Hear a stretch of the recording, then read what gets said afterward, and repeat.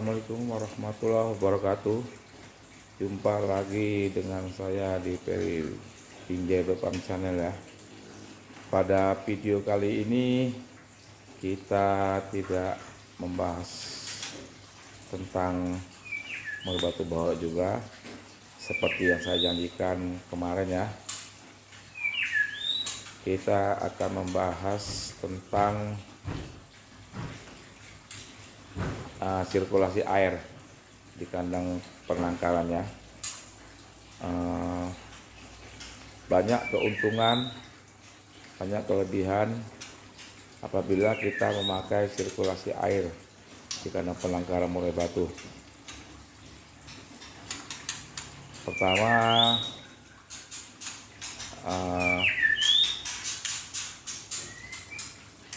air akan selalu bersih ya.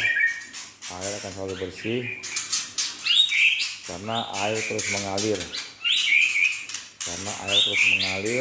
Sehingga air akan tetap terus bersih. Kedua, bunyi air itu akan membuat burung nyaman. Karena gemerci air dapat menjadi terapi bagi murai batu sehingga dia merasa tenang dan nyaman seperti di alamnya ya. Karena rata-rata murai batu itu hidup di pinggir-pinggir sungai, seperti dari banyak tempat kita nih jenisnya yang dari murai batu bohorok dari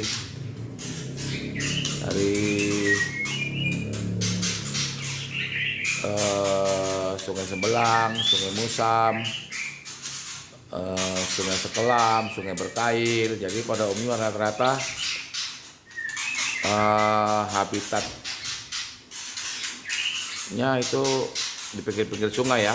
Jadi dengan adanya gemerci air itu akan merasa di alam dan merasa nyaman ya.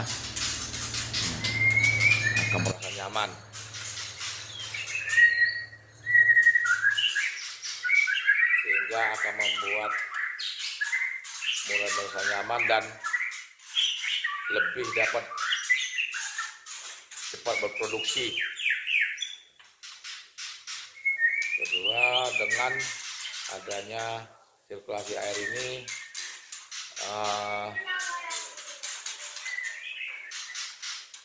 burung juga akan merasa tentram ya. Nah, adapun tempat mandi kita sirkulasi air ini gampang, praktis, mudah dibersihkan karena bisa diangkat-angkat ya, bisa dilepas, tidak menempel seperti dibuat dari batu ya, dari semen. Nah, ini itu dia ya. Itu dia. Jadi simpel. Nanti kita terangkan secara mendetail ya. Nanti akan kita ambil, kita copot, akan kita lihat bagaimana bentuknya, bagaimana cara membuatnya.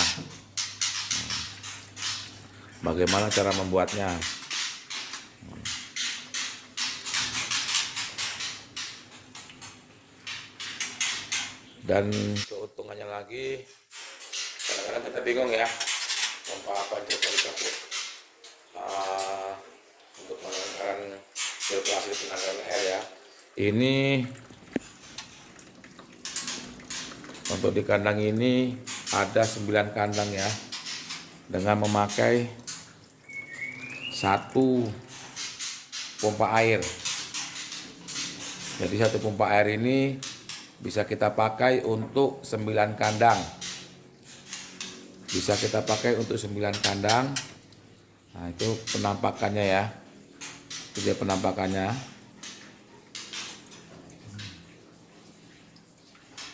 Nanti akan kita coba ambil dan kasih contoh bagaimana cara membersihkannya biar dicopot-copot.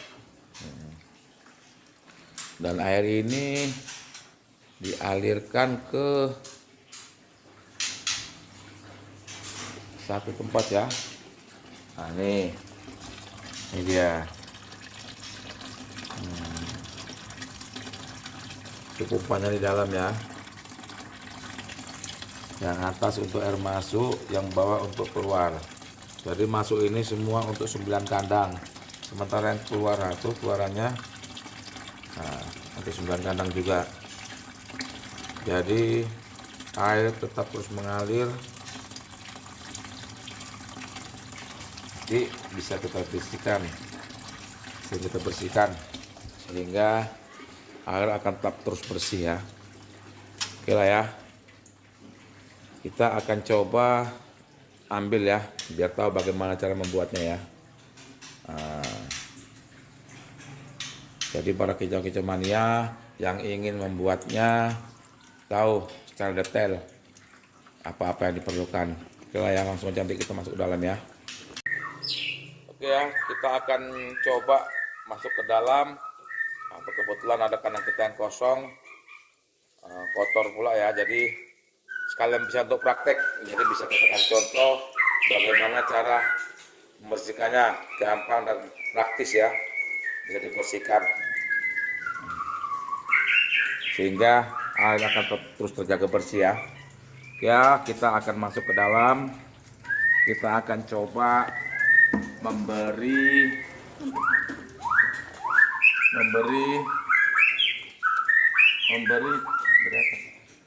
contoh ya.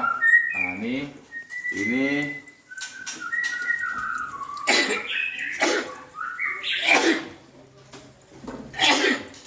ya kolam sirkulasi kita ya. Nah, ini air masuk, ini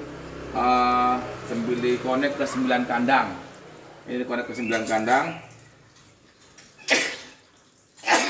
Keluar air masuknya bisa kita setel. Mau seberapa dia. Nah, matikan. Nah, ini kita kasih batu supaya dia tidak nyiprat-nyiprat dan lebih nampak alami ya. Oke ya, kita langsung aja ya. Jadi ini bisa kita bersihkan gampang dan praktis ya. Nah, tinggal kita buang aja air sedikit dari sini.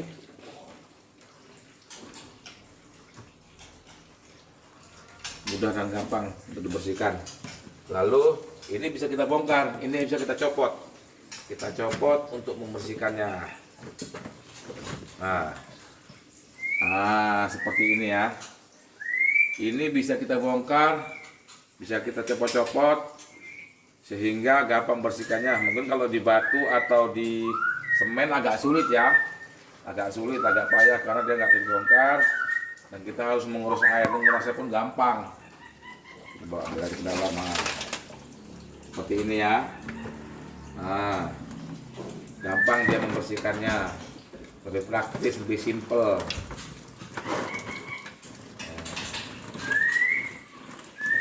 Lebih simpel dia membersihkannya. Nah, jadi kita bisa sering kita bersihkan. Tidak harus tiap hari ganti ya, karena pengalaman saya di kandang sebelumnya tidak ada air sirkulasinya.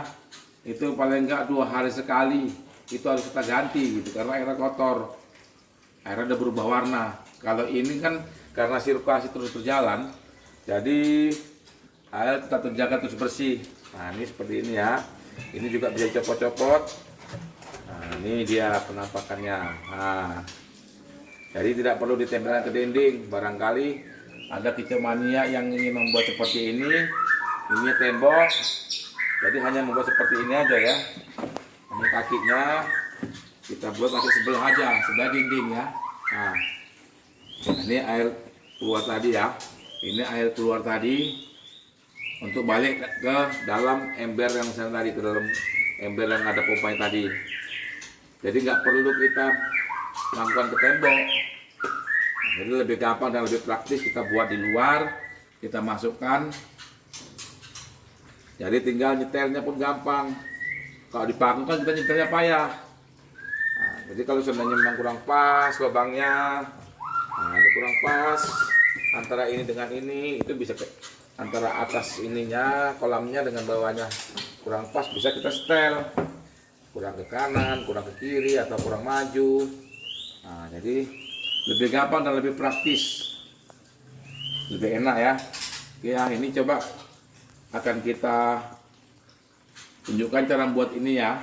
Nah, ini cara buatnya.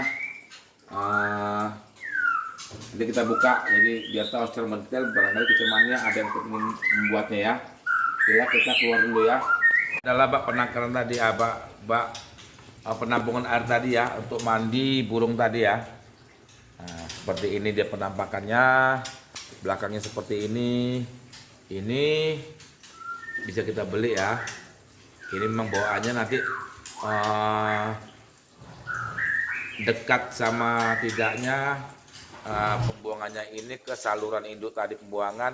Nah, itu kita beri aja sambungan seberapa di kandang penangkaran kecumannya, jarak antara ini ya, karena ini pun tidak sama ya. Nah, jadi ini untuk nyetel air keluarnya. Nah, jadi ini ya, seperti ini ya penampakannya ya. Ini bisa kita buka. Nah, ini kita bisa buka seperti ini ya. Nah, jadi ini bisa dibeli di toko-toko bangunan. Seperti ini bentuknya ya. Nah, jadi nanti dilobangi aja sebesar ini. Sebesar penampang pipa. Nah, seperti ini. Nah, jadi bisa pas dia masuk. Kalau masih mungkin agak lebar-lebar sedikit pun tidak masalah, karena ada pakingnya, ada karetnya ya, untuk menahan air keluar. Untuk merembes air keluar itu udah dikasih karet. Nah, jadi ini bisa dibeli ya. Nah, ini nanti bisa dibeli di toko-toko bangunan di Panglong. Nah, ini seperti ini. Ini sendiri nanti kita bikin sambungan bawahnya agar ini bisa kita pasang yang untuk nyetel tinggi rendahnya, jarak antara kolam dengan pipa pembuangan. Nah, ini ya, setelah dilubangi tadi buka, sekarang kita pasang. Lebih praktis ya, praktis dan sangat praktis, karena bisa dibongkar pasang, bisa dibersihkan, bisa disabun. Dan jelasnya akan lebih gampang karena kita tidak harus 2 hari sekali, maksimal seminggu lah bisa kita bersihkan. Nah, ini ya, ini dia, tinggal kita kencangkan, kita pasang soketnya, nanti kita di Panglong baru kita pasang ini ya. Ya, mungkin itu aja ya yang bisa saya kasihkan, ilmu dan pengalaman saya.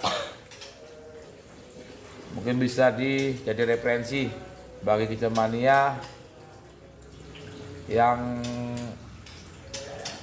bisa dibilang agak sibuk ya, karena kalau mesti 2 hari sekali kita ganti pasti agak repot ya.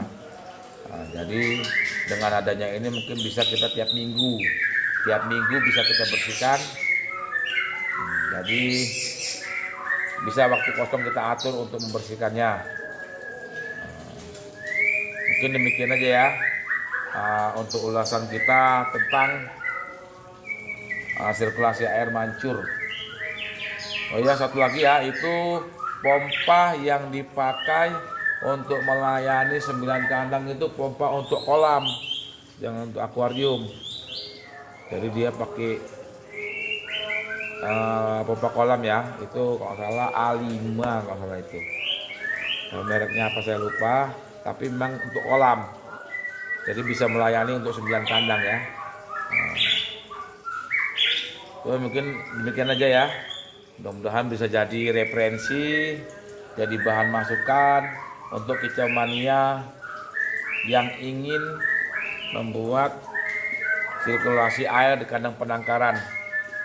Gampang, praktis, mudah dibersihkan, dan bisa untuk 9 kandang. Jadi burung akan lebih nyaman ya. Nah, jangan lupa ya, like, comment, and subscribe-nya ya.